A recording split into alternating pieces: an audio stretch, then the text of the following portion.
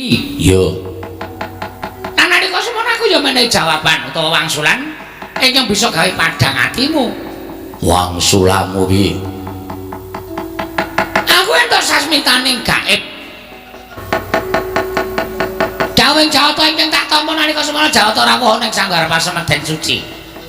Ana ing pertapan Sukalima, kleper-kleper. Jawata mabur ning dhuwurku. Tumune paring dawuh karo aku Begawan Durna.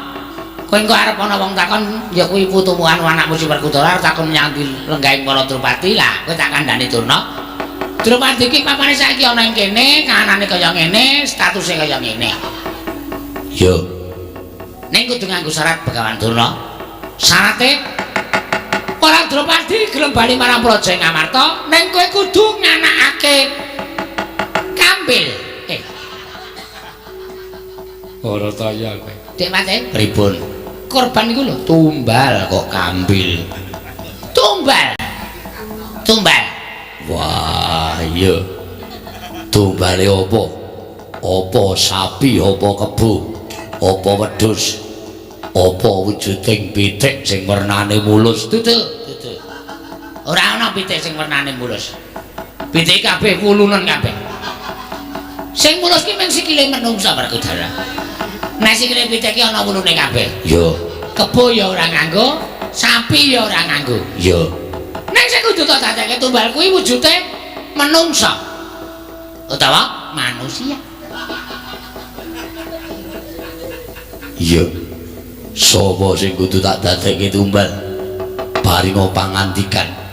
Monggo aku sagu dadekake tumbal menungsa mau. Sabab yen kanthi Drupadi ora kundur ning negara Ngamarta. Wah, mbarep kakangku mesti bakal nandang loro. Bener wong sing jeneng kelangan karo gegantilaning ati. Kelangan karo jejantunging ati, kelangan karo memaniking ati. Mula ora jenengmu kalyanto bakal tatu atine. Kamangkono bakal nandang loro. Monggo kembange loro iki bakal tekaning pati. Yo. Ah, kowe tak kandhani. Manungsa sing kudu dadi tumbal. Ya kuwi supaya dadi srana kunduring para Drupadi. Ora kok piyayi kok Werkudara, ming gampang. Dudu piyayi, dudu. Satriya, dudu. Brahmana, dudu. Wah, apa sawijining Nayaka, dudu. Apa Punggawa, dudu. Wah, dudu. Durung. Piye karo ngomong apa? Apa kawula cilik? Cocok. Kuwi sing tak arepake. Kawula cilik. Wah, kawula cilik ora salah. Aku malah ora mentolo. Yen wujude korban mau Nalindra sing watak anggol lak betetane. Kok sing Werkudara aja kesusu ya.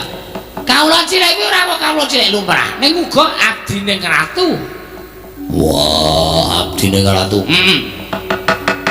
Wis siap siaga nampani dawuhku. Wah, iya. Ora kaget? Ora. Mentolo lahir batin. Ora mentolo sebab apa? Yen manyenes mentolo lahir batin, gandeng kowe iki Satriya Werkudara sumpah dhisik sadurunge aku ngandhakake. Wah, kowe sik sing ngandhakake. Ora, kowe sumpah sik. Nek ora gelem sumpah, ora gelem ngandhakake.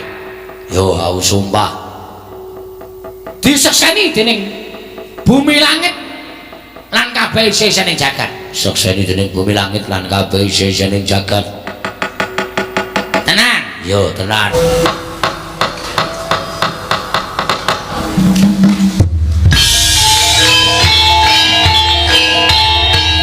Dilanjutkan pagelaran wayang kulit semalam suntuk oleh Ki Dalang Sena Nugroho. Selamat menyaksikan.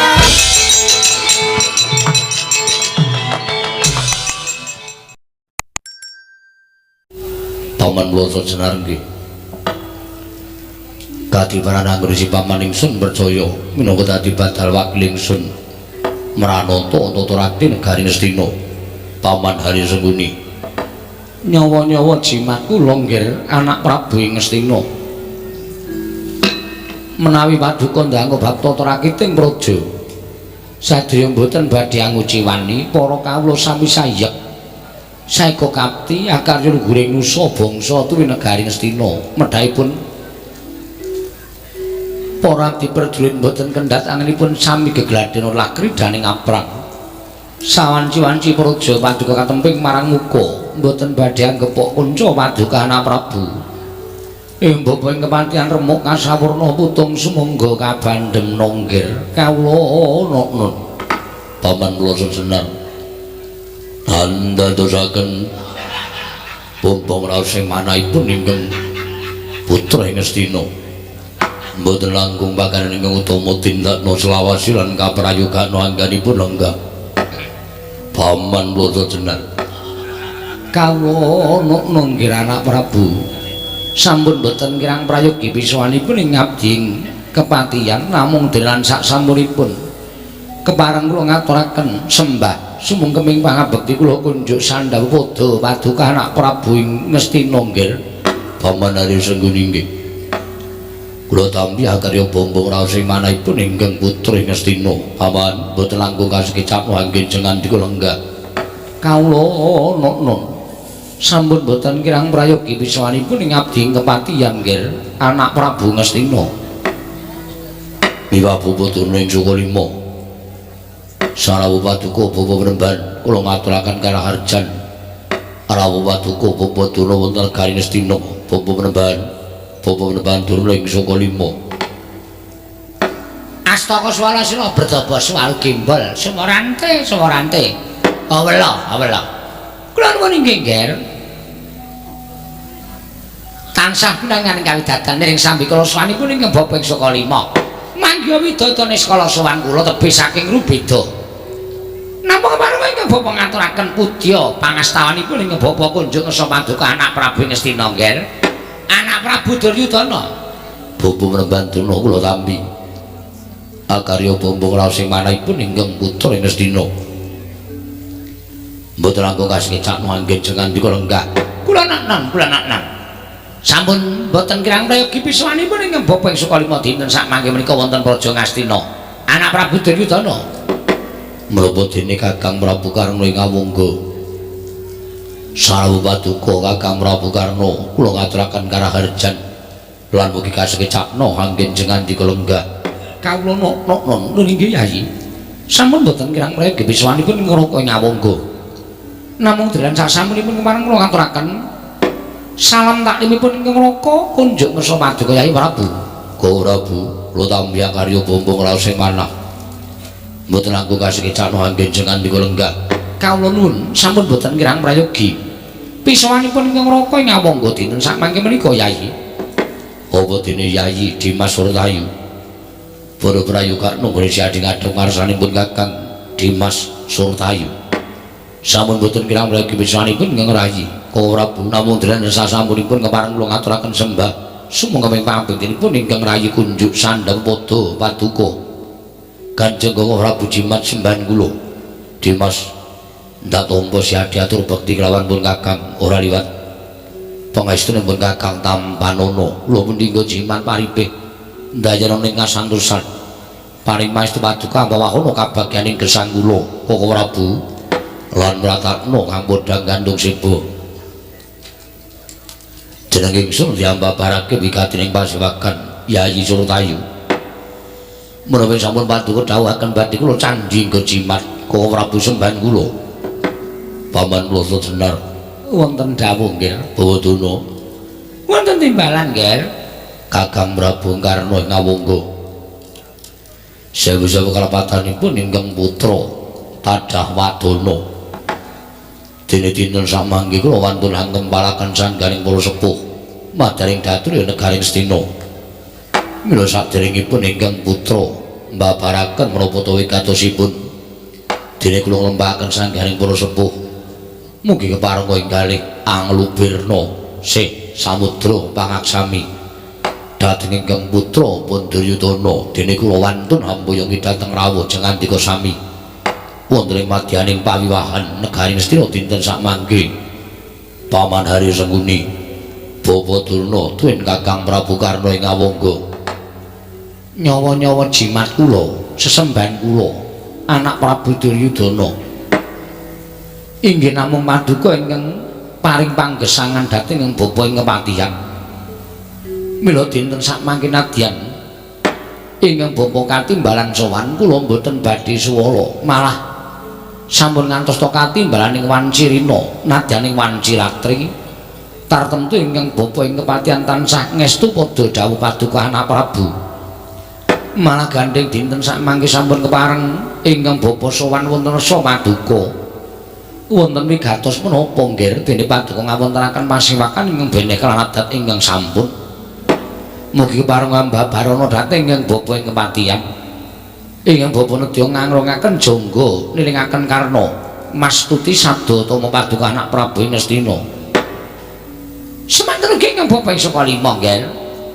kadhi kula gelak lampah kula daya-daya prapteng negari Ngastina ing pangajap mboten wonten sanes kejawi namung enggal kula nampi sabda tama paduka anak Prabu ing Ngastina ing mekaten pun kababarna menapa ta wigatosipun dene paduka ngapuntenaken pasiwakan ingkang bener adat ingkang sampun menawi kepareng kawedhare ngakatatu wonten kababarna kula nedya midhangetaken ingkang tetela Yayi semanten ugi ingkang raka nyamangga tumunten sak mangke nyadong dawuh timbalan paduka Yai Prabu wonten wigatos menapa dene paduka ngempalaken sangganing para sepuh upama sak mangke sampun ngapireng wedharing pangandika paduka Yai Prabu ingkang raka tumunten katimbalan sowan badhe nampi kewajiban kula mboten badhe selak monggo Yai tumunten ngababarna kula nedya midhangetaken ingkang tetela supados tarwaca anggen kula nampi sabda pangandika paduka Yai Prabu wonten timbalan nggih anak Prabu Bawadana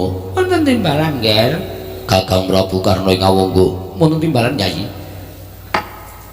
wonten ing madyaning pasiwakan dinten samangke kula mboten badhe ngrembak babagan kaprajan kula mboten badhe ngrembak babagan kanalindran miwah kula mboten badhe ngrembak perkawis kulawarga namung semantena mugi dados ning kawuningan wiwit rumiyin ingga sepriki kula menika tansah tasih ngraosaken pangraos ingkang boten jenak kula ngraosaken manah ingkang boten ayem tuwin boten tentrem dipun sababaken boten sanes kejawi namung anggenipun kadang-kadang kula para Pandhawa tasih gesang wonten ing alam padhang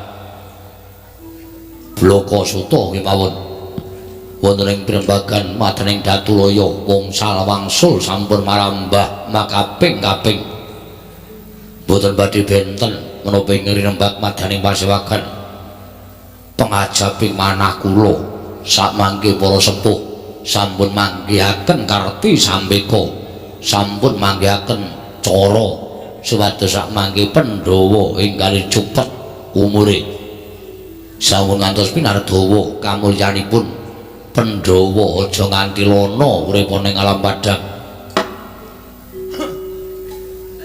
nadyan sami nyebataken menawi para Pandhawa menika sederek tunggal Kanjeng Hyang Wiyasa ing Sabdawarga nanging tumrap kula pemanggih ngaten menika kala wau klentu krana miturut pemanggihipun Duryudana Pandhawa menika tumrap kula satru mungging cangklaan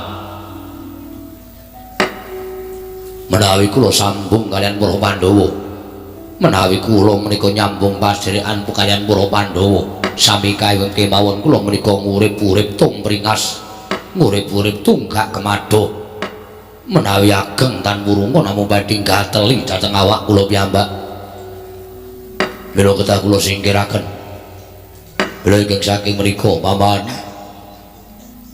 sepisan malih madyaning pirembagan Datulaya menika mboten badhe menggok kalian kawontenanipun para Pandhawa kula sampun ketelasan penemu kula sampun ketelasan pemanggih kedah kados pun yakin kula damel srana supados Pandhawa pejah dinten samangke krana menawi Pandhawa sampun pejah menika teges manah kula badhe ayem manah kula badhe tentrem krana boten wonten ingkang badhe ngogak-ogak dhateng kanalindranipun Duryudana boten wonten ingkang wantun badhe ambebeda dhateng kula satemah badhe pinardawa kamulyan kula ngantos sak turun-turun kula lenggah dampar ke Prabu Negari Ngastina ngenyam kamukten kekemul brana picis nyunggi derajat pangkat nanging menawi Pandhawa tasih gesang tan wurunga mangke Pandhawa ngucik dhateng Prabu Ningastina.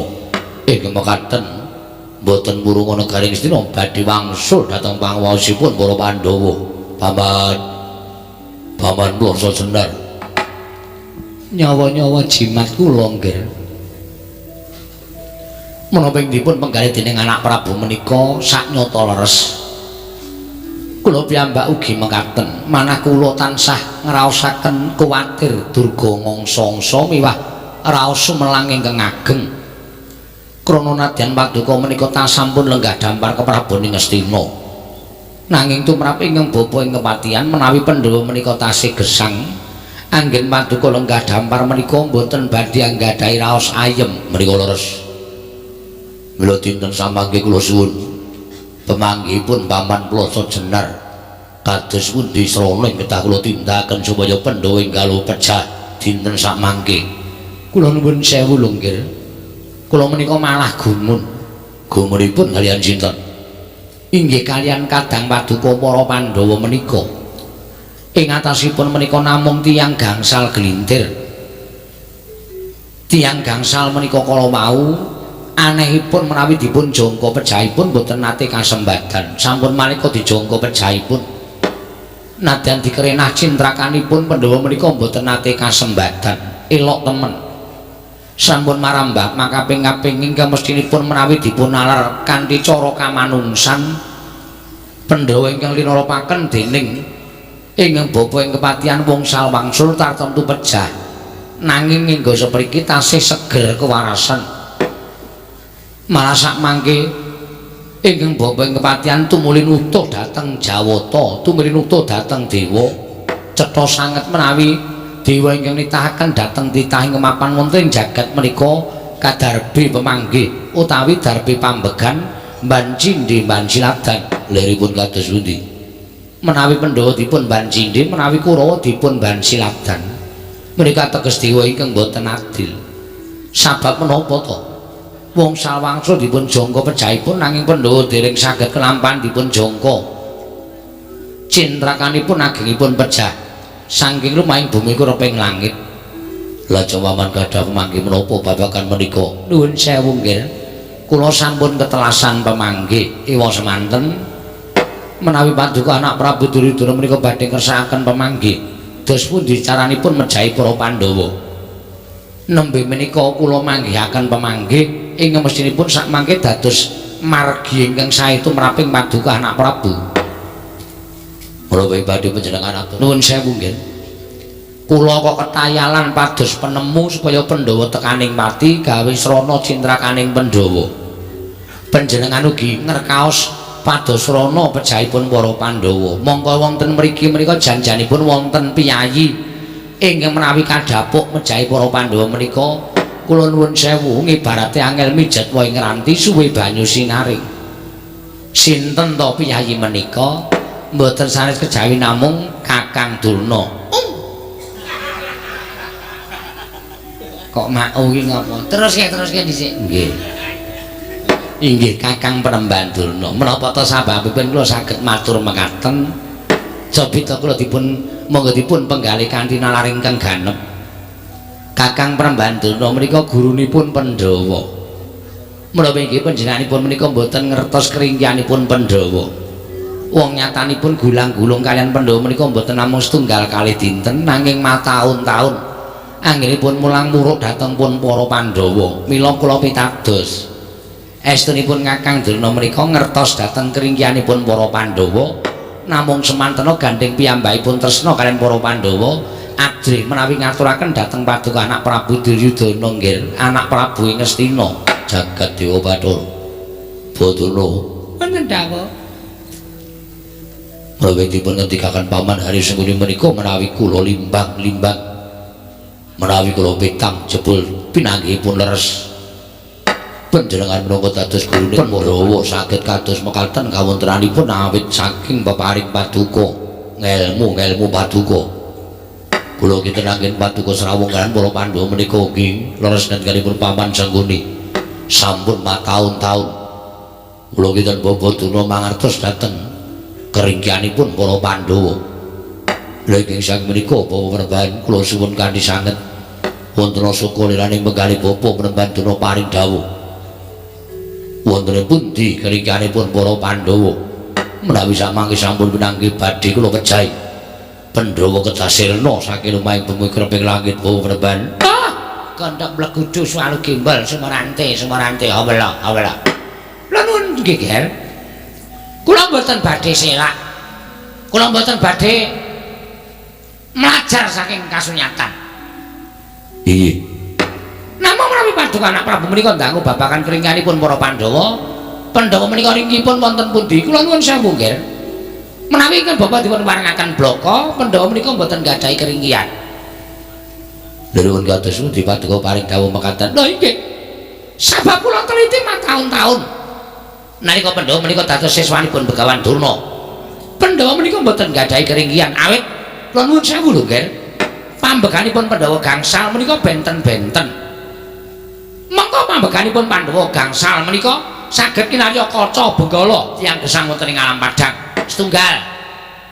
Puntadewa menika pambeganipun sabar, ikhlas lair lan batosipun. Piyambakipun menika mboten tak nate nggadahi raos sengit dhateng sesaminipun agesang. Menika mujudaken setunggiling kekiatan mergi tiyang sabar menika dados kekasih Gusti mila mboten nama mokal. Menawi Puntadewa menika dipun menangaken ngagem asma Puntadewa. Punta menika luhur, dewa menika sampun ngarani. Keluhuraning Puntadewa menika persasat sak nginggiling para Jawata. Menapa wonten titah ingkang keluhuranipun sak nginggiling para dewa? Mboten wonten, kejawi namung anak kula pun Darma Kusuma. Inggih. Salajengipun Werkudara. Werkudara menika dados panenggak Pandhawa. Satya Indrapati menika lambahing kekiyatan, kasantosan. Kejawi saking menika Werkudara menika lambanging kekempalan utawi karukunan. Mergi kasantosan bak menapa kemawon menika menawi boten rukun boten badhe santosa. Kados dene wujudipun sapu ingkang dipun mawi tutus dipun taleni. Sapu ingkang dipun taleni menika kala wau menawi dipun tekuk mboten saged tugel. Nanging menawi dipun tekuk setunggal-setunggal menika ugi badhe gampang dipun patahaken nggih. Saentuke basane. Wis ngantuk mikir ya wis. Sak kecekele pokoke. Mboten saged dipun tugel ngaten nggih, Pak. Nggih. Mila kerukunan menika mujudaken satunggiling kasantosan. Mila lajengipun lambangaken Werkudara menika gagah pidaksa godhek Simbar Jaja. Lajeng Janaka. Janaka menika tresna asih. Mekaten. Tiyang gesang wonten ing alam padang menika kedah kebak tresna asih dhateng sesaminipun dernya sami-sami titih Gusti. Menika Janaka. Lajeng ingkang pungkasan inggih menika kembar. Kembar menika mujudaken satunggiling keadilan. Sak traju sak bobot. Mboten wonten ingkang ngawrat sunggas-tunggalipun nanging sedaya sami antawisipun Nekula lan Sadewa. Lah, gangsal perkawis menika dadosaken kekiyatan tumraping para Pandhawa. Mila dipun padosi wonten pundi keringkianipun mboten badhe pinanggih, mboten badhe pinanggih. Terus kula tak takon karo Kakang Dono, mantakon Dik Patih. Nek Pandhawa kaya ngoten niku mujudake lambange dhewe-dhewe pripun carane iso tekaning pati? Lho, saged. Saged mawon carane dinteni nek tuwa sok mati dhewe. Niku jenenge mboten penemu. Kula rapun matur Dik Patih. Nek Pandhawa menika mboten gadahi keringkian menapa-menapa. Nek ngoten Pandhawa ora iso tekaning pati. Saged mawon. Sing jeneng tiyang kengku melek ingkang rumangkang ing kedurungan kulit daging menika pejagesangipun wonten manguwasipun Gusti Kang Maha Suci. Sampeyan kok dadi pendhita bengi iki kok kaya apik men. Lho, ya gumantung duwite ngoten niku Dik Patih. Nggih. Nggih. Lajeng kula nyuwun sewu, sampeyan kudune prisa. Keringkianipun para Pandhawa menika wonten pundi? Kejaba Pandhawa menika sentosa. Kedara Pandhawa menika digdaya. Pandhawa menika ugi dipun amping-ampingi. Inggih menika pamomong kalih cacahipun. Pamomong kalih cacahipun menika setunggal Natandrawati kaping kalih Semar Badranaya. Natandrawati menika najan wujud Nalendra nang menika titi sing Sang Bathara Wisnu, titi sing dewa kang ngandung kabagyan. Nggih. Nika dewa nika. Nggih. Semar ugi ngaten nadang derajate ngaceplek Paribasanipun wong loro saudon telu saurupan. Semar niku ya Jawata, ditisik sang Hyang Bathara Ismaya. Mula ora aneh nek Pandhawa niku dimong piyai loro wae digdaya-digdaya. Iki menika Kresna menapa kalih Semar. Lah, saking manginipun ing Bapak kepatihan menawi badhe mejahi para Pandhawa menika kula nuwun sewu. Ingkang ngayomi dhateng para Pandhawa menika dadipun percaya nang piye? Oh, ngoten nggih. Upama ora iso mateni Natandrawati, ya kudu iso mateni Semar. Nun sewu, loro niku patenipun saniki apike rasa dipateni durip kemawon. Men padhang. Mboten ta ampun kaya ngoten to niki rembugan sing tenanan. Dik Patih, kula niku rembugan yo nganggo mikir supaya iso nyaosi srana dening anak Prabu Duryudana ngene bakal dadi patine para Pandhawa. Nggih nggih. Nggih mang teruske. Nah, carane kudu goleki ringkane Natandrawati karo Semar Badranaya. Nek Natandrawati niku pancen angel dipateni, lah saniki sing dijangka patine Semar. Semar niku ya angel mati. Ditekorke akine engko nak mati. Kakang Durna, pripun? Niki kula omongan tenanan ndombangane kula mengke muring. Semar carane materi pripun? Nek dijangka secara langsung Semar menika angel dipateni. Upama sing kula karepe niku Semar menika disuda nganggo keris, ditamani nganggo pusaka. Niku mboten ajeng saged lakon kelampahan perjah. Ning Semar niku ya kudu digoleki carane matine piye. Oh, upamane digawe lara atine, digawe nelongso, digawe sedih atine. Nggih, nggih. Carane ya Semar niku digoleki piye supaya Semar niku ringkih atine. Keringkihane atine Semar niku nek nuwun sewu kelangan anak-anak niku iso ringkih. Oh, ngoten. Nggih. Nek ngoten Gareng Petruk Bagong kudu dipateni. Mateni wong telu niku ya angel. Kok rumangsa kula kok angel kabeh to. Pancen iki angel kabeh niki. Nek kira-kira kakelan rasa digarap. Ben bijine elek ya ben. Mboten nek sampeyan niku omongane mateni Gareng Petruk Bagong niku ya ora gampang. Ora gampang wong urip nang alam donya. Nggih. Carane pripun? Aja mbaka telu. Aja mbaka telu. Aja telu langsung. Nek kudu mbaka siji. Nah, mbaka siji upama Gareng sik dipateni, Gareng dipateni mengke Petruk nelongso. Weruh kakane mati mergo ora duwe kanca gegojekan. Petruk nelongso, kembange wong nelongso niku lara, kembange lara niku mati. Petruk mati ngenes kakane mati. Bagong tingak niku ora duwe kanca. Kakane mati, loro mati kabeh. Tumuli Bagong nelongso lara, Bagong mati. Nek anake telu Semar, Gareng Petruk Bagong niku tekane mati, Semar terus nelongso. Ora gelem sowan ta negara Ngamarta, ora gelem dadi abdining para Pandhawa. Begegek nang omah. Nungas nangis. Ora mangan, ora ngombe. Awake saya kuru, kencokan penyakit diabetes. Bareng niku terus nyerang ten ginjel. Semar lara ginjel, bareng nyerang jantung Semar mati, tekane mati. Terus mangke kari mateni para Pandhawa. Wah, jangan. Wit gedang awoh pakel. Teng pundi niku napa wonten napa? Mboten kula niku ngelokke sampean. Ngelokke kula pripun? Wit gedang awoh pakel. Tegese omong gampang nglakoni angel. Kula sing ngomong sampean ming sing nglakoni. Mergo kula sing duwe ego vertikal. Kula sing duwe vertikal panjenengan sing ngetapuk para Sata Kurawa supaya nglakoni materi Semar Gareng Petruk Bagong. Sadurunge Gareng Petruk Bagong do mati Kurawa wis bubar entek. Mergo diajar karo Panakawan telu. Jan rumangsa kula kaya ming mateni Pandhawa kok angel ra jamak-jamak. Nuwun sewu lho, Di. Kula niku nganti jeleh. Kula niku nganti wegah perkara pendak-pendak Pisana Negara Ngastina mesti ngrembug mateni Pandhawa. Pendak-pendak Pisana Negara Ngastina mesti ngrembug mateni anak-anak Pandhawa. Mesti mateni para-para kawan. Nuwun sewu to, kaya ora ana rembug liyane to. Mbok golek ngrembug apa to? Kaprajan Kanalendran. Ngrembug negara niku ya wigati. Sinuwun Prabu Ngastina menika lenggah dampar ngrawakaken para sepuh tumuli ngrembug pamanarya. Desa ingkang sisih ler kidul menika kirang reja lan kirang tentrem. Monggo mreginipun dipun cor. Ngoten menika dados pundi? Cor kita. Kula teko niku nembok apik kesejahteraane para kawula ora rembug kok mateni para Pandhawa, mateni para Pandhawa, mateni para Pandhawa. Kula niku nganti bingung nyau-nyau sigo pratikel ngantos bingung. Oh lho. Wonten dawuh. Panjenengan mrisa nek Pandhawa isih urip kula mboten ajeng tentrem. Ngertos nggih, ngertos. Namung kula nuwun sewu kok inggih tasih dipun rembak sepriki lho. Lha nuwun sewu menapa mboten wonten rembak sanesipun? Mboten.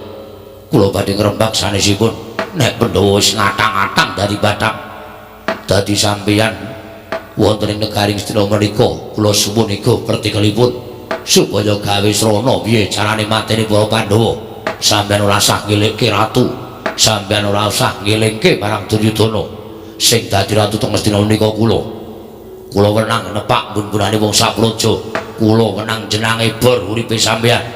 Nek sampeyan ora mathuk karo penemu kula, ora gathuk karo rembugan kula. Sampeyan ora teka teng Dadraya mboten napa-napa. Ning kula suwun babar pisan sampeyan ora usah sowan teng negara Ngastina, sajeke urip sampeyan. Apa ora? Senengane kok sok alim. Sok apik. Mbok ya wis manut wae karo rembugane anak Prabu Ngastina.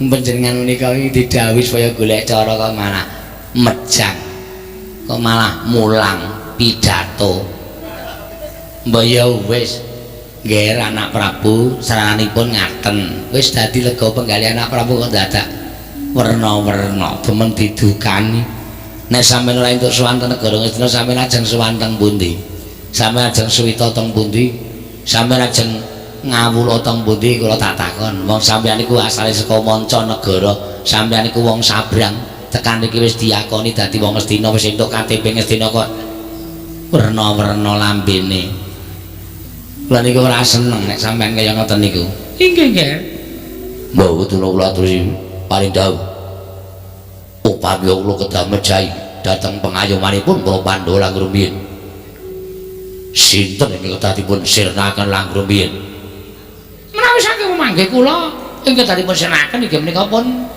Semar. Caranipun mejahi Semar. Semar kedah dipun damel nelongso manahipun Surana Semar kecaran dhateng pun anak-anakipun inggih menika Nalagareng Petruk menapa Dene Bagong nggih anak Prabu Ngastina. Ndadosaken kerja raos sing manah menika boten pangling sawanipun para Kudara. Kasinggihan mekaten nggih anak Prabu mbok menawi wonten wigatos ingkang raying Jodipati sowan wonten negari Ngastina tumunten Ngatimbalana menapa wigatosipun nggih monggo panguwasa sawetahipun wonten ing paduka anak Prabu Ngastina Bamanengga Prayogi kula nuwun ngestaken dawuh adiku diadiku bocah bagus Warakudara padha raja sak prapamu yayi ana negara Ngastina. Wah.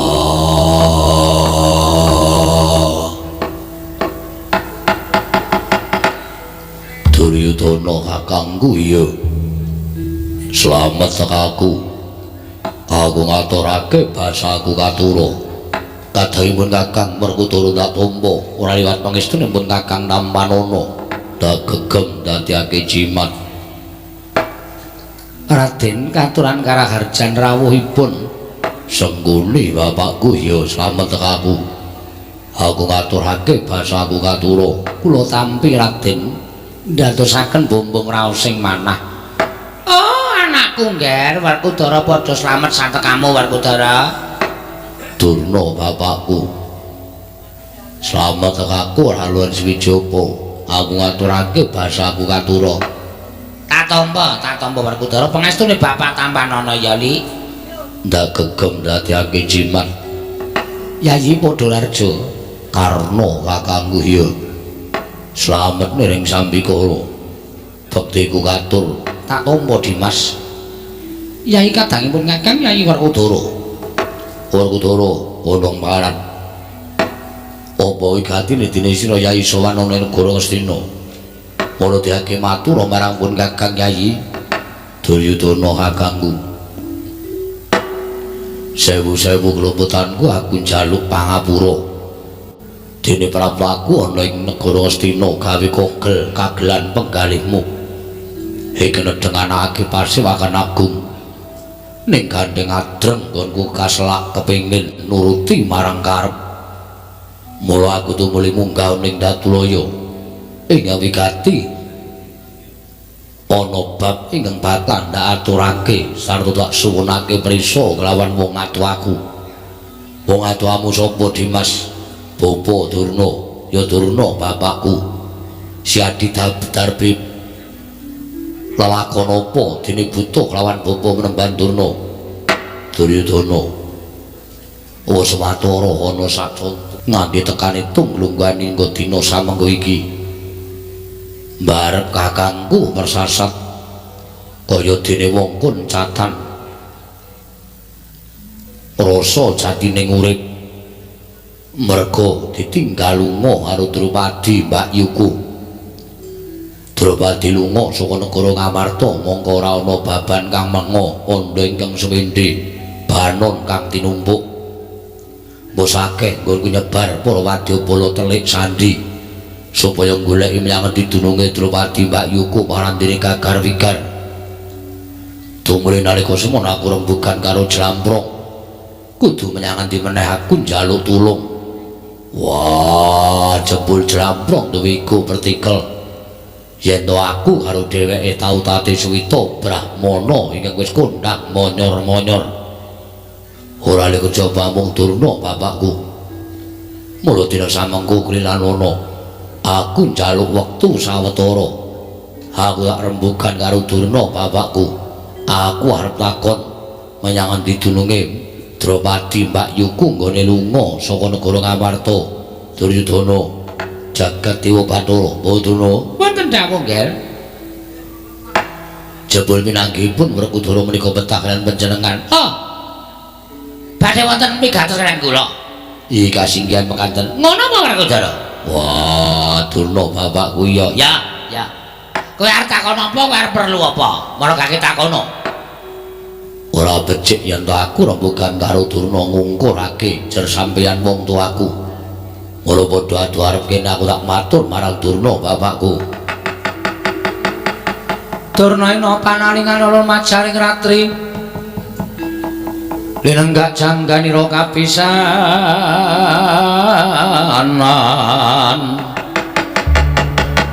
aneng perang Bratayuda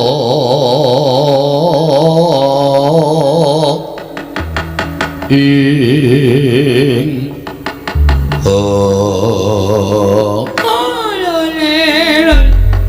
kentros walu gembol manyar-manyar duk ning dungul wana dadi alas dadi wana Werkudara nggih kowe arep takon apa nggih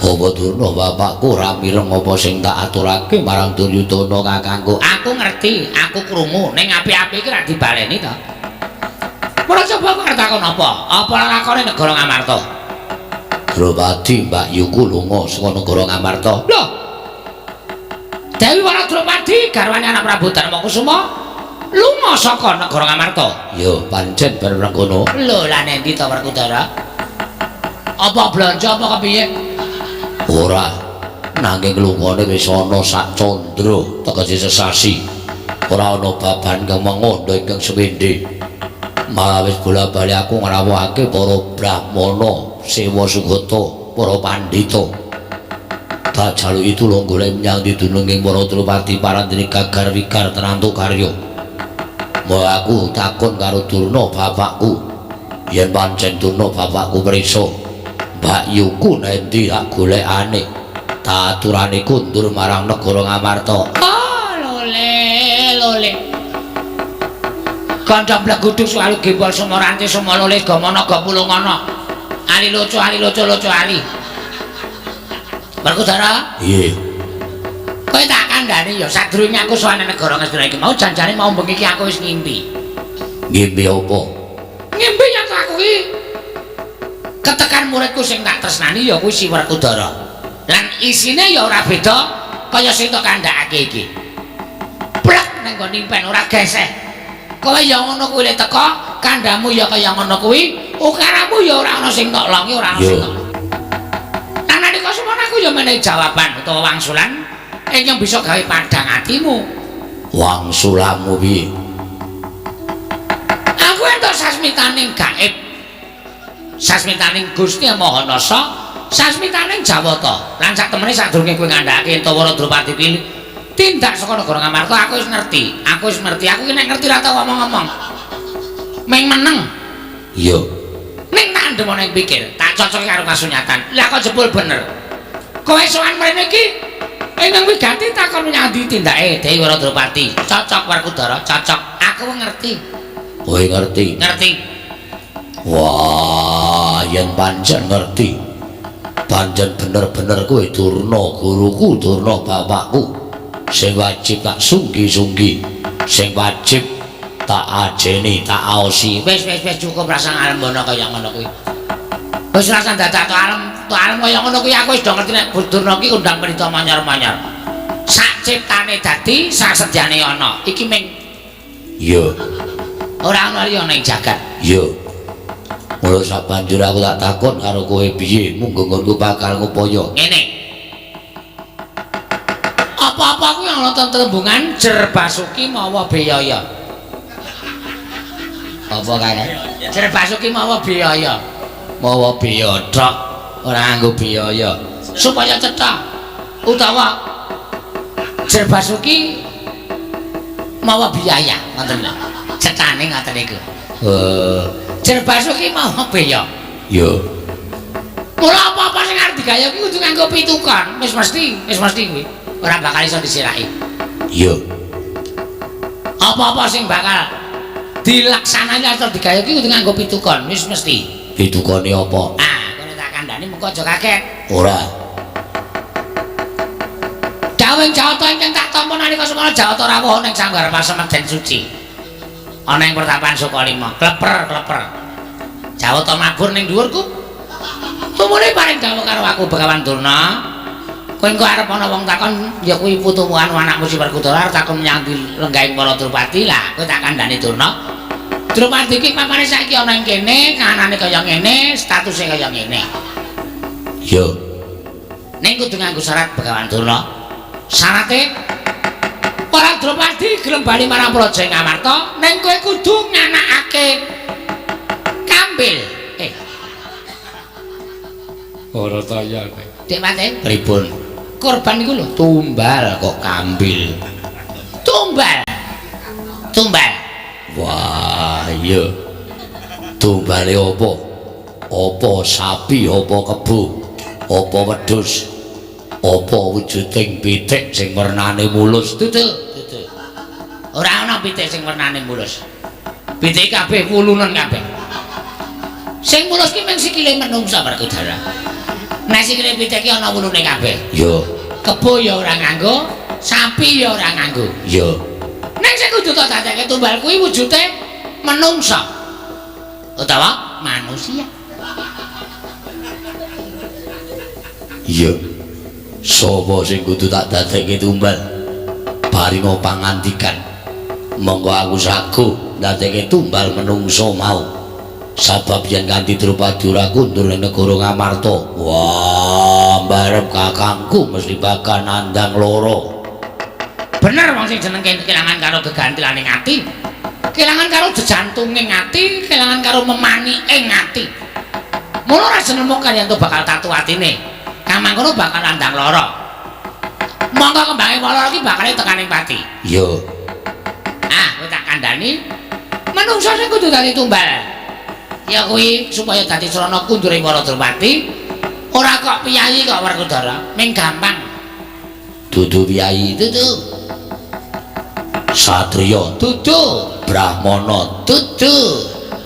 Wah, apa sewijining Nayaka, dudu. Apa Punggawa, dudu. Wah, Dudu. durung. Piye, kowe ngomong apa? Apa kawula cilik? Cocok. Kuwi sing tak arepake. Kawula cilik. Wah, kawula cilik ora salah. Aku malah ora mentala. Yen wujude korban mau Nalindra sing watak anggur tak betetane. Oh sik Werkudara aja kesusu ya. Kawula cilik iki ora kok kawula cilik lumrah, ning uga abdine ratu. Wah, abdine ratu. Wis siap siaga nampani dawuhku. Wah, iya. Ora kaget. Ora. Mentala lahir batin. Ora mentolo sebab apa? Yen manyenes mentala lahir batin, gandeng kowe iki satriya Werkudara sumpah dhisik sadurunge aku ngandhakake. Wah, kowe sik sing ngandhakake. Ora, kowe sumpah sik. Nek ora gelem sumpah, ora gelem ngandhakake. Yo, aku sumpah. Disekseni dening bumi langit lan kabeh isi ning jagat. Sekseni dening bumi langit lan kabeh isi ning jagat.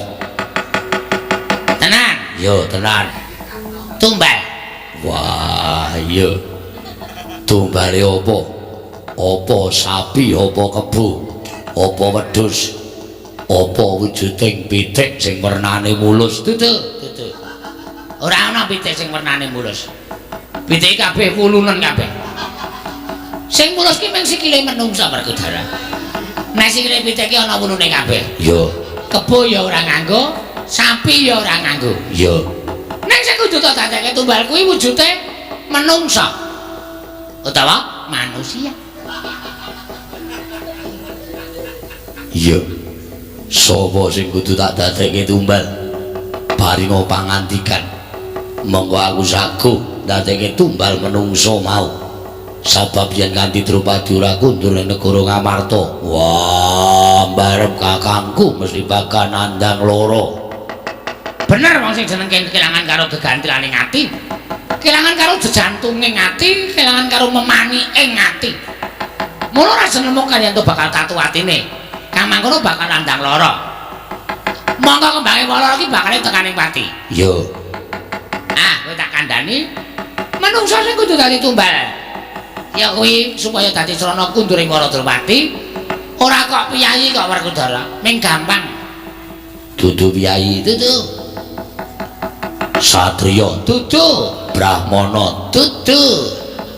Wah, apa sewijining nayaka? Dudu. Apa Punggawa? Dudu. Wah, Dudu. durung. Piye kowe ngomong apa? Apa kawula cilik? Cocok. Kuwi sing tak arepake. Kawula cilik. Wah, kawula cilik ora salah. Aku malah ora mentolo. Yen wujude korban mau Nalindra sing watak angkul tak betetane. Kok sik Werkudara aja kesusu ya. Kawula cilik kuwi ora kok kawula cilik lumrah, ning uga abdine ratu. Wah, abdine ratu. Wis siap siaga nampani dawuhku. Wah, iya. Ora kaget. Ora. Mentala lahir batin. Ora mentolo sebab apa? Yen manyenes mentala lahir batin, gandeng kowe iki satriya Werkudara sumpah dhisik sadurunge aku ngandhakake. Wah, kowe sik sing ngandhakake. Ora, kowe sumpah sik. Nek ora gelem sumpah, ora gelem ngandhakake. Yo, aku sumpah. Disekseni dening bumi langit lan kabeh isi ning jagat. Sekseni dening bumi langit lan kabeh isi ning jagat. Tenan. Yo, Ora bakal mingko. ora bakal minggu. Mono gak kelu ngono. Sing kudu dadi korban, dadi srana kunduring Dewi Drupadi ora kejaba mung. Ya kuwi ana kawanmu dhewe, ana kawan Madukara. Antraning siji antraning telu, Gareng, Petra apa Bagong Werkudara? Piye kaget to kowe? Ketok pasuryanmu, ketok rupamu bareng aku muni siji antraning telu. Nala Gareng, Petra apa Bagong? Wah, ingkang pasuryanmu ingkang sekawe bingar padang kok lak dadi ciput. Pucet. Pucet. Ketok nek kowe kaget. Ayo, mengkari saiki tak tantik. Wis kebacut sumpah. Satria ki nek nganti ngelincati wis nganti sumpahe, oh, bakal tetel kasatriyanmu. Disoraki dening jagat, dipoyoki dening donya. Ing atase Werkudara Satria kondang, ing atase Werkudara ki Satria pengpengan. Werkudara ki sapa sing ora ngerti marang Werkudara? Kabeh padha keberbeken marang ngumandangi Raden Werkudara. Lah kok dadi kowe ora mangkat? Meng perkara dadi gawe tumbal, ya kuwi wujuding kawan siji antaraning telu. Apa kowe mesake? Apa kowe perkara wis tau-tau dilabuhi dening para-para kawan. Wong ki nek gagas karo labuhane wong ora rampung le nyaur Werkudara. Wong ki nek gagas karo kabeciane wong ora rampung le mau nyaur. Nah tekan enteke umurmu ora bakal iso paripurna. Mergo wong urip iku ora bakal iso urip ijen. Nek kudu urip ngetasa sumanting marang kadang mitra kawruh tangga parulan sapiturute. Yo. Wis sumpah lho Werkudara. Nek nganti orang netepi sumpahmu, oh tetel kasatriyanmu. Ora guna nggonmu madheg satriya seprono-seprene. Entek-entekane mung ora sida mateni karo Ponokawan siji antaraning telu. Mergo kowe iman. Iya. Apa kowe mentolo yen anak Prabu Darmakusuma ya kakangmu dhewe. Banjur bineng, ngengeleng kenganglangan.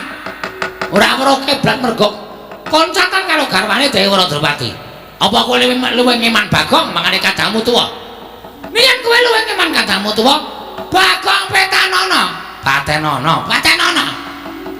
Kok kon metani Patenono sing tadi Paten. Bagong Patenono. Bagong candak sudah kuku Pancanaka dlep. Bagong mati. Dewa Drupadi kundure negara Ngamarta. Ning nek kowe ora mentala, ayo semonggo. Aku wis menehi dalan lho Werkudara. Aku wis menehi dalan. Aku tak takon. Takon apa? Kuwi tenan apa gara? Gara. Anu tenan. Iki entuk sasmitaning dewa. Wah, iya. Ora percaya karo aku Werkudara. Ora percaya karo Bagandurna. Kowe tidak karo Bagandurna. Nek ora percaya karo Bagandurna, terus apa gunane aku menehi ilmu kowe sing nyatane kabeh iso tok gaya lan kuwi kabeh ana nyatane. Wah. Ayo tindakno. Wah. Aku ra mentala. Lah ra tenan. Nang perkara ora mentala to. Bagong iki terus apike nggo napa coba aku tak takon. Ming gawe kisruh. Bocah glelenge ora jamak-jamak. Mateni. Wah, ora sah. Wedi ora ana Bagong kok njur sepi aja wedi. Mengko aku sing Bagong. Medhi saya atos suarane. Wah, piye Werkudara ora bawe-bawe. Wis gek menyang kono gek ceket-ceket. Bagong tau tate momong aku. Sing momong kowe ora ming Bagong. Nek dipikir sing momong kowe iki pirang-pirang. Ora usah tok gagas to. Aku somong to, nek niteni karo kabeciane wong, wah ora bakal entek nggone males kabecian mau. Tur dasare Bagong karo dulure kabeh iki netepi larang kewajiban minangka dadi batur, dadi Ponokawan. Kewajibane batur, kewajibane Ponokawan kuwi momong karo bendara, wis kewajiban. Dadi ora mujudake suwijining kebencian ning mujudake suwijining kewajiban. Wah. Piye kok malah babe-babe iki? Kaya cahke kolonjono mah kowe. Padake sapi. Wis ganti pateni sapine. Anu Bagonge. Wis gak menyang. Lah ora gak menyang oh. Wah, anggap kowe satriya tetel kasatriyamu. Rumangsaku kok saka seneng-senenge Kakang Durna kok nganti Lelingga Karja kok karo mencolot. Mak gludak. Wera ning ya ampun seneng-seneng sik Kakang Durna. Lho, kok ora seneng sebabe? Bagong durung karuan mati. Mesti mati. Mergo sing mateni iku dudu wong Kurawa, sing mateni Werkudara. Bagong ora bakal wani karo Werkudara. Oh, ngaten nggih. Werkudara tekan Karang Kadempel matur karo Semar. Yen to Bagong disuwun dening Werkudara. Ngoten Kakang nggih. Bagong candha Werkudara. Sirahe sabete ngebuk. Gluduk. Bagong gagal otak. Nggih. Terus tekaning mati. Nggih. Kula kali sampeyan ethok-ethok layak. Oh, nggih. Men ora ketok nek kula kasih sing ngakon karo Werkudara. Oh, ngoten. Dadi sing ketara dadi napa nggih? Menungsa sing mateni Bagong mung Werkudara tok. Werkudara ora dikongkon dening sapa-sapa. Ning mengkene teng layatan ketemu Werkudara pripun? Ira-ira ora kenal. Oh. Ngagem kacamata riben. Oh, nggih. Ireng. Sampeyan duwe. Kula duwe loro. Oh, kok akeh men. Karo nggo nyambi tukang pijet. Oh, nggih. Nggih, Kakang Durna nggih. Nggih. Matur nuwun Bapak Durna. Sami-sami nggih, sami-sami. Sampun. Dipun percayaken menawi Bagong menika mangke pecah. Bagong mati. Petruk nelongso nangis neng kuburane Bagong 7 dina 7 bengi. Petruk kudanan kepanasan masuk angin mati nglikasian mriku kubur jejer karo Bagong. Oh nggih. Petruk karo Bagong tekane mati gareng nunggoni sareane wong loro niku. Sedih hatine ora gelem bali kudanan kepanasan. Gareng mati sisan. Gletak teng mriku kubur dadi siji. Wih. Semar sedih mergo anake do lara. Semar nunggoni sareane gareng Petruk Bagong. Kudanan kepanasan. Semar lara gletak teng mriku. Mati. Lho. Pandhawa pun boten duwe pengayoman. Pandhawa wis ora duwe wong sing ngayomi. Kantun Kresna ngerti ponokawan mati, sedih. Kowe hubungane apa? Kresna kali para ponokawan. Hubungan gelap. Oh. Sedih hatine terus nunggone teng mriku. Kakang Semar. Pokoke sarwa nangis Kresna. Kudanan kepanasan. Kresna mati. Lho, napa mboten gampang? Niku cara mateni Pandhawa. Nuwun sewu, Kresna ora bakal kepanasan kudanan wong dipayungi Udawa. Oh iya ya. Sampeyan kok ngegol-goli pikiran kula ta, Dewas? Mboten ngegol-goli kula benerke. Wong pikiran sampeyan iku salah. Pun ngoten niku pokoke jalure ngoten niku. Oh nggih. Kresna mati, Puntadewa Werkudara Janaka sedih mergo kelangan Kresna. Wong telu niku lara kabeh. Mlebu Kaude. Pundi? Kaude. Niku nggih napa niku? Niku lho sing nggo mriksa cepet banget niku lho. Unit gawat darurat UGD. Kaude niku dudu UGD. Nggih. Mlebu Kaude terus diinfus. Puntadewa Werkudara Janaka mati. Oh nggih, kari kembar loro. Nggih. Kembar karo kakange mati mongko sing ngembani kembar niku Pandhawa telu. Darmakusuma Werkudara kali Janaka. Nggih. Kakane telu sing ngembani dhewe mati nelongso kembar. Oh. Terus darah tinggi. Nggih. Mlebu ICU. Napa? ICU. ICU. Tulisane ICU. Nggih sakarep sampeyan pun. Boten matur nuwun. Sami-sami nggih. Kembar mati sengkuni sedih. Lho, tekan aku barang. Kula niku mboten melu. Lho, sampeyan ajeng mati mboten? Mboten. Kula katur ki sedih nek ajeng mati mun urutane gampang ngoten niku Dewati. Nggih. Boten wonten dawuh. Sampun remen rumiyin. Dereng katenan kasumbatan. Ayo tak tentu mangke anak kula Werkudara saged mboyong kandhanipun Ponokawan tunggalan tamu triko. Nggih. Samangke Pamanarya wonten dawuh dipun adha lampahipun Werkudara. Menawi samangke Werkudara kasembatan mejahi Ponokawan panjenengan wangsul wonten Garing Astina. Menawi Werkudara mboten saged mejahi para Ponokawan dipun ampyak Werkudarane wae sing pateni ora sak Ponokawane. Ngestaken dawuh pamit madal pasilan Go Prabu Karna. Kula aturi dados cucuke ngajurit. Nun sewu kula mboten sagah. Sababipun kata pakaryan ingkang nenggo ing rayi ingkang raka wonten Garing Awangga. Kliyan ana kula nyuwun pamit, kula mboten bari tumut-tumut perkawis pejahipun para Pandhawa lan pejahipun para Ponokawan. Nggih menapa kados mekaten. Nggih, sampun ngantos dipun tangleti menapa sababipun. Namung kula mboten badhe tumut-tumut ngaten kemawon cekap. Nggih, matur sembah nuwun. Sami-sami. Sampun nggih, sampun. Mboten sanipun terasaken rembakipun sampun. Boten kasinggihan. Yai Surtayu. Surtayu. Wonten dawuh. Timbali anak Prabu iki lho. Iya. Wonten dawuh. Cathuk niku kodhok. Pamanane semuni kaya kodhok. Edian. Ya, tak terima. Kowe kok gak nganti ngino karo aku. Paman Cengkuni. Durma Gati nggih, Man, kepalang kula ngaturaken jalma mangsa nasi uduk. Apa? Jalma mangsa nasi uduk. Tegese apa? Jalma niku menungsa, mangsa niku mangan nasi uduk niku enak. Sak galak-galake menungsa mangan sekul tesih galak atur kula, Man. Manungsa Durma Gati cuma dong dawuh. Iya. Pripun kabare, Mas? Enten dawuh napa, Dur? Lho. Enak kandhani ya, Le. Iki mau jroning parwatan agung kaya biasane ngrembug babagan patine para Pandhawa. Lah tenan lho. Ora ana rembug liyane wae piye. Pendak-pendak nganake pasewakan, pendak-pendak nganake pasewakan mesti ngrembug patine para Pandhawa. Nyuwun pangapunten lho. Kula niku malah sing dianggep Nayaka mboten tau tatih kula dipun caketaken sowanipun ning kula niku malah mikir. Jane napa kok Prabu Duryudana mriku nuwun sewu mboten gadah pedamelan pripun. Lah ing atase ngrembug kok mesti ngrembug mateni Pandhawa, ngrembug mateni Pandhawa ya ngrembug liyane niku ora ya akeh to.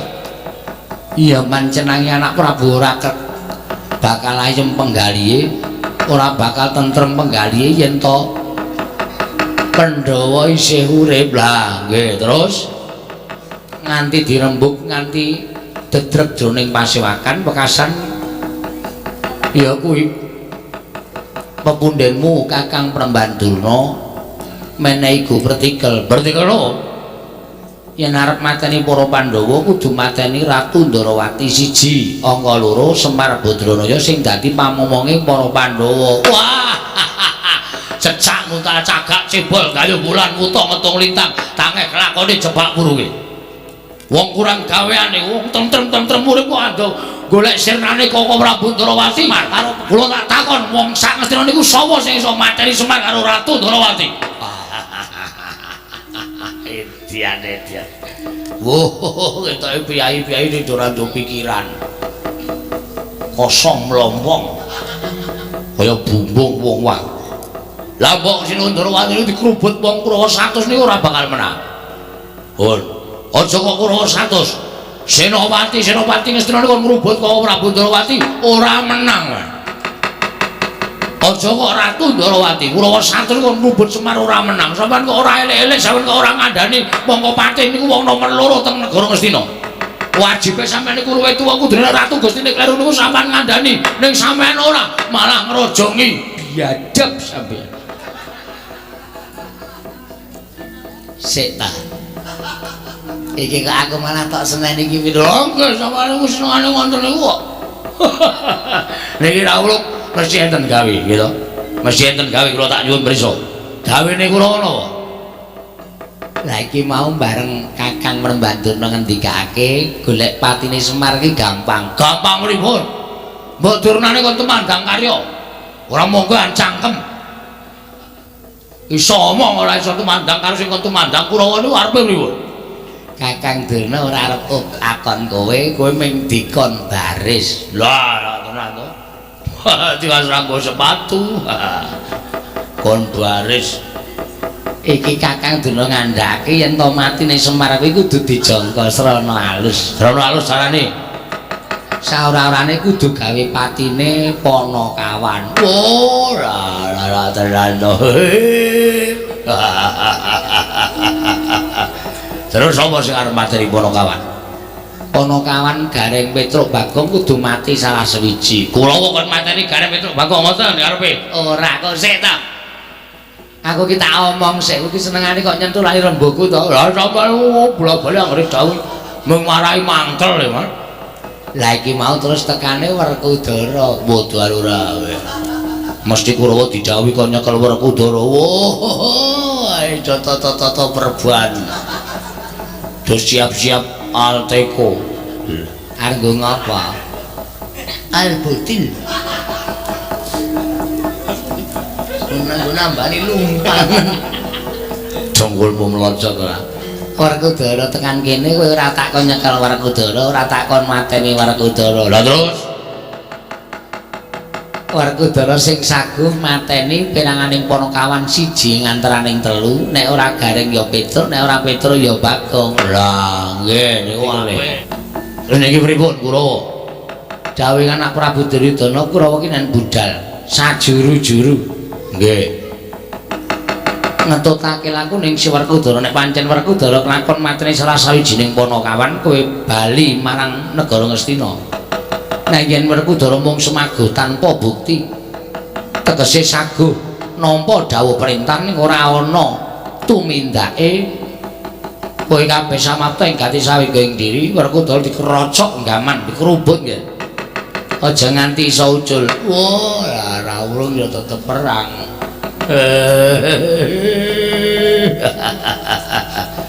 saguh raden mboten saguh temen dikunjara napa dawuh ratu wong mboten saguh Kartomarma saguh nggih sagah Swatama saguh nggih sagah paman Citraksi saguh nono nggih sesagahan nah Durma Gati ya saguh ya nggih nek mboten saguh ajeng pripun lah iya mangkat to dina iki Surtayu tak tuding dadi coceng ngajurit nono nista akan dawuh parang bidan menika paman sing ati-ati mangkat ya Dur nggih Karno kakangku iya wah nyekat aku sanjabaning tapel wates negara Ngastina Dimas kadhahing pun Kakang pun Kakang ora bakal melu-melu perkara iki nanging gandeng pun Kakang nalika semono melu lenggah ning Datulaya tegese aku ngerti marang lakon ingkang bakal mbok lakoni pancen wis tak niati Werkudara nggih petungen dhisik nganggo nalar sing ganep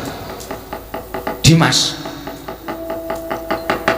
kasarane ngene Karna kuwi saben dina campur karo Begawan Durna yo ning sithik kapercayaanku karo Pendhita Sukalima lah kok Siadi manut nalika semono Siadi didhawuhi supaya mateni peranganing Panakawan siji ngantaraning telu apa Nalagaring apa Petruk apa Bagong coba to saiki petungen apa kelakon ing atase Prameswari kok mung dijoli nganggo nyawaning batur coba aku tak takon siji kuwi petungan dhisik angka saiki aku tak meneh ngerti karo Dimas Werkudara yen to labuhane Nalagaring Petruk Bagong kuwi gedhe tumraping kadang-kadangku para Pandhawa ora ngomongake kuwi wijining kewajiban tumraping Nalagaring Petruk lan Bagong nanging pancen Siadi ginulwentah dening para Panakawan bebasan sikil dienggo sirah dienggo sikil pamrih Panakawan ora duwe pengarep-arep apa-apa mung kepengin Pandhawa kuwi mulya dadi wong nyatane saiki ya wis padha mukti ngawibawa Nyakrawati negara Ngamarta kabecianing Panakawan kemengkono mau apa bakal mbok bales nganggo lelakoning Siadi ngementala marang piranganing Panakawan coba pitungan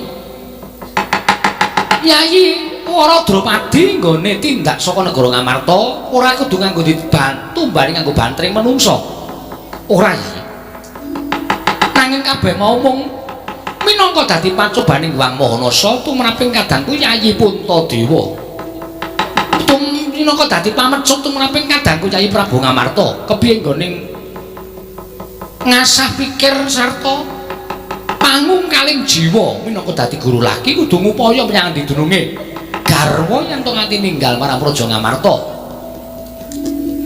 wah ayo pitungan mumpung durung kebajet sega durung kebajet dadi jenang Siadi kudu metung perkara iki aja nganti Siadi mengko getun to mburine Karno kakangku piye aku maturake panuwun dene Karno kakangku wis ngandhani sarta wis tutur marang Werkudara nanging kowe aja ngentrengke karo Begawan Durna aja mbok anggap kae pendhita cepete kae pendhita sing dhuwur derajate pendhita sing kondhang malah bola-bali dawuh karo aku nyatane ya ana kasunyatane contone bab apa kayugung sesuai ngangge tak goleki nyatane aku ya entuk gawe tirta pawitra manding suci sapa sing ora percaya karo Begawan Durna nalika semono akeh panunggalane nadyan Babu Kunti nalika Sumantra nggondheli karo aku aja nganti aku nurut sarta mbangun miturut karo Begawan Durna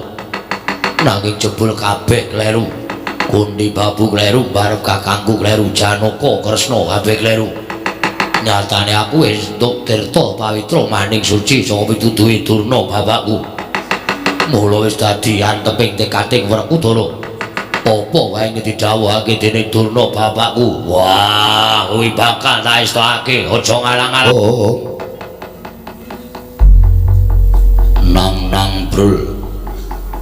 nang brul mbek meyong tergelung semu lah dalah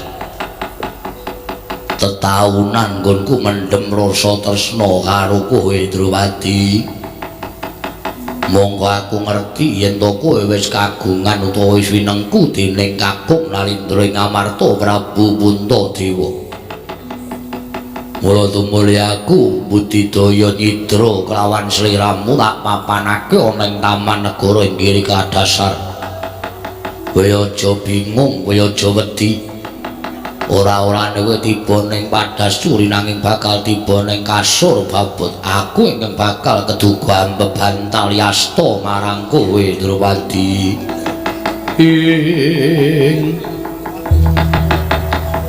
Wanodya yutama ngambar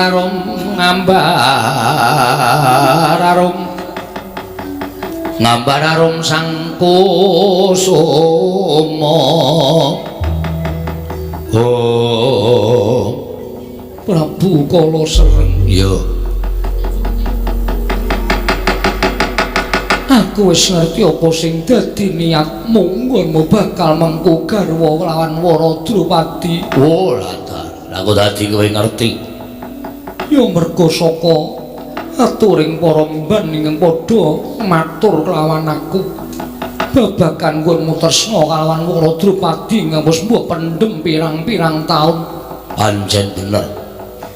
Mula kowe aja nolak, kowe aja duwa marang kekarepanku. Oh, iso edan.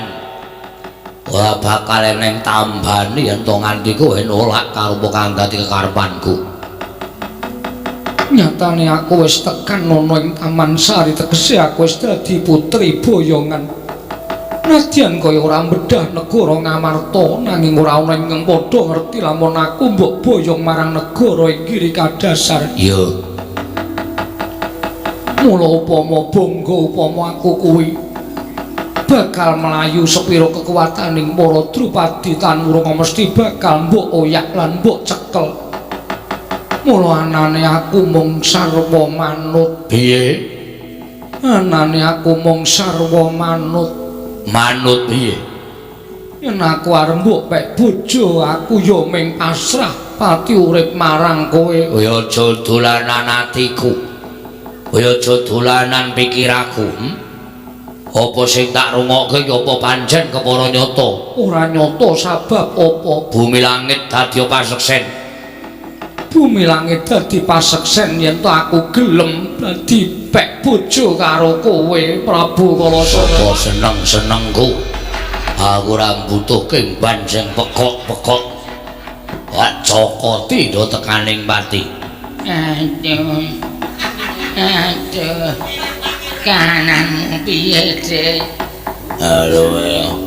Ora ngerti apa. Aku ngerti cokot karo Prabu Kala Sereng. Ayo golek tangga.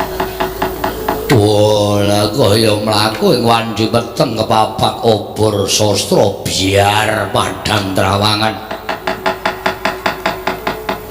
Kaya ketiga ngerak agak-agak dumadakan ana udan dresing ing kawasa neresi atiku Wara Drupadi. Ora dal.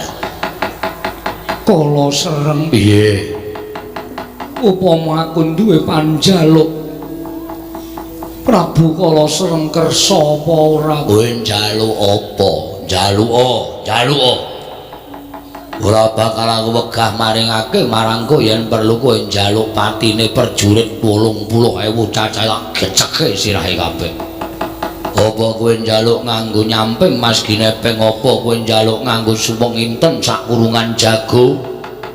Apa kowe njaluk nganggo ali-ali gedene sak pelek Vespa?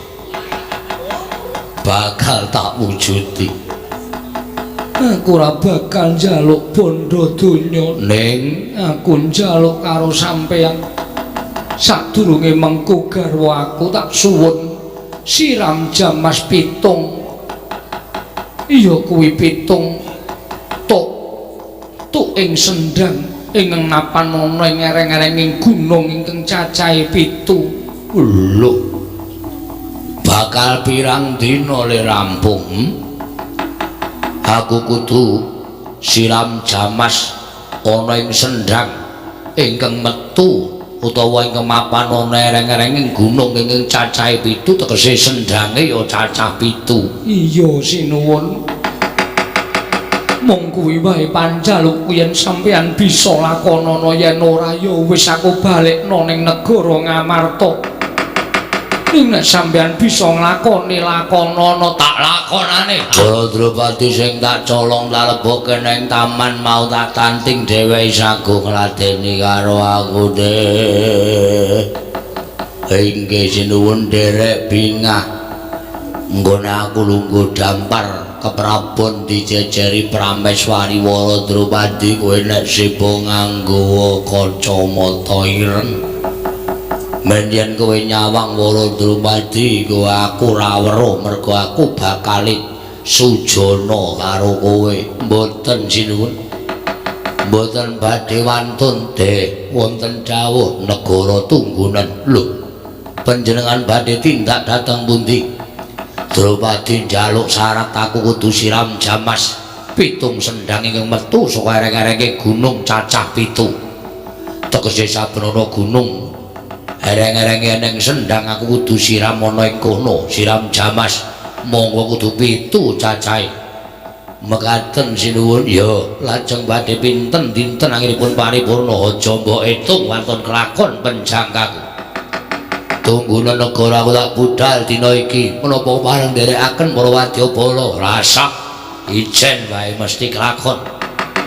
Kabeh Petrit kon samapta ing kati sawige ing diri mbok menawa Drupadi digoleki karo wong Ngamarta aja nganti kelakon diboyong meneh. Nur inggih ngestaken dawuh pandongamu ya teh muga kelakon.